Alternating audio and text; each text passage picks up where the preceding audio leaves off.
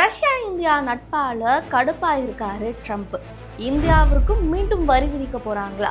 அரிசி ஏற்றுமதியில இந்தியாவிற்கு செக் வைக்கும் ட்ரம்ப். என்ன நடந்துகிட்டு இருக்கு, இந்தியாவிற்கு என்ன பாதிப்பு நெருங்கிக்கிட்டு இருக்கு அப்படின்றத இந்த வீடியோல தெளிவா பார்க்கலாம்.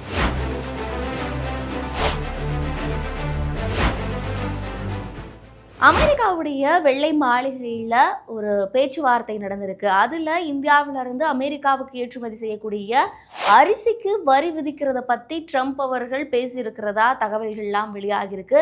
இதுதான் இப்போ ஒரு பரபரப்பையும் கிளப்பியிருக்கு. நம்மை விட பெரிய நாடான சீனாவே அரிசி உற்பத்தியில் 2வது இடத்துல தான் இருக்காங்க. நம்ம தான் உலக அளவில் முதல் இடத்துல அரிசி உற்பத்தியாக இருக்கட்டும், ஏற்றுமதியிலேயுமே முதன்மை நிலையில் இருக்கும். ஸோ நம்ம உற்பத்தி செய்யக்கூடிய இந்த அளவு அப்படின்றது உலக அளவுல அரிசி உற்பத்தியில 28% இருக்கு. 2024-25 ஆண்டுல இந்தியா தான் உலக அளவுல மிக முக்கியமான ஏற்றுமதியாளராகவும் விளங்கிக்கிட்டு இருக்கு. இந்த ஏற்றுமதி அப்படின்னு பார்க்கும்போது உலக அளவில் 30% இருக்குது அப்படின்றதும் இங்கே பார்க்க முடியுது. இப்போ ஓவராலா அரிசி உற்பத்தி, அரிசி ஏற்றுமதி அப்படின்றதுல நம்ம தான் நிறைய பண்ணிக்கிட்டு இருக்கோம். நிறைய நாடுகள் நம்ம தான் ஏற்றுமதியும் பண்ணிட்டு இருக்கோம். அதில் ஒரு நாடாகவும் இப்போ அமெரிக்காவும் இருக்கு. ஸோ இதில் தான் இப்போ இதுக்கும் வரி விதிக்க போறதா ட்ரம்ப் அவர்கள் பேசியிருக்கிறதா தகவல் வெளியாகிருக்கு.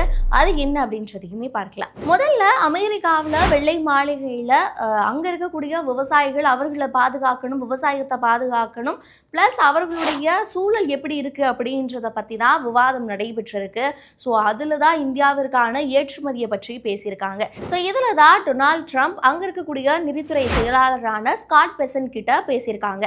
இந்தியா ஏன் அவங்களுடைய அரிசிகளை இந்தியாவில் கொட்டிக்கிட்டு இருக்காங்க, அவங்களுக்கு யார் அனுமதி கொடுத்தது, அதுக்காக அவங்க சுங்கவரி கட்டுறாங்களா இல்லையா, கட்டலைன்னா ஏன் அவர்களுக்கு சுங்கவரி விதிக்கல அப்படின்ற ஒரு கேள்வியும் எழுப்பியிருக்காங்க. அதுக்கு நிதித்துறை செயலாளர் என்ன சொல்லியிருக்காங்கன்னா, இந்தியாவிற்கும் நமக்குமான வர்த்தக பேச்சுவார்த்தைகள் போய்கிட்டு இருக்கு, அதனால இப்போதைக்கு நாங்கள் ஸ்டாப் பண்ணி வச்சிருக்கோம், இதுக்கு மேலே அதை பற்றிய பேச்சுவார்த்தைகள் இருக்கும் அப்படின்றதையுமே இங்கே மென்ஷன் பண்ணியிருக்காங்க.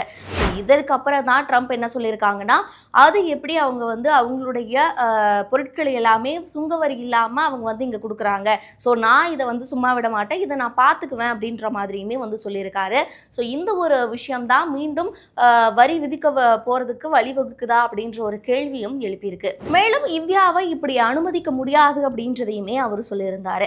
ஸோ இதே கூட்டத்தில் தான் ட்ரம்ப் அவர்கள் உலக நாடுகளுக்கு வரி விதிச்சிட்டு இருக்காரு அப்படின்ற ஒரு விஷயம் நம்ம எல்லாருக்குமே தெரியும். ஸோ இதுல கிட்டத்தட்ட $12 பில்லியன் விவசாயத்திற்கும் விவசாயிகளுக்கும் கொடுக்க போறதாகவும் அந்த கூட்டத்தில் அறிவிச்சிருக்காரு. முதல்ல இப்போ திடீர்னு இந்த அரிசி ஏற்றுமதி இந்தியா வரி கொடுக்கறது இல்லை, இந்த மாதிரி பிரச்சனைகள்லாம் ஏன் திடீர்னு அங்க பேசப்பட்டது அப்படின்னா, அமெரிக்காவில் பெரும்பாலும் பகுதியில் இருக்கக்கூடிய விவசாயிகள் என்ன சொல்றாங்கன்னா, இந்தியா, வியட்நாம், தாய்லாந்து போன்ற நாடுகள் அவங்களுடைய வேளாண் பொருட்களை குறைந்த விலையில அமெரிக்கா இங்க உள்ள வரதுக்கு அனுமதிக்கிறாங்க, இது எங்களுடைய விவசாயத்தை பாதிக்குது அப்படின்ற ஒரு விஷயத்தையுமே முன் வச்சிருக்காங்க. மேலும் இந்த ஒரு விஷயம் எங்களுக்கு அச்சுறுத்தலா இருக்குன்னு நிறைய குற்றச்சாட்டுகளையும் தெரிவிச்சுக்கிட்டு இருக்காங்க.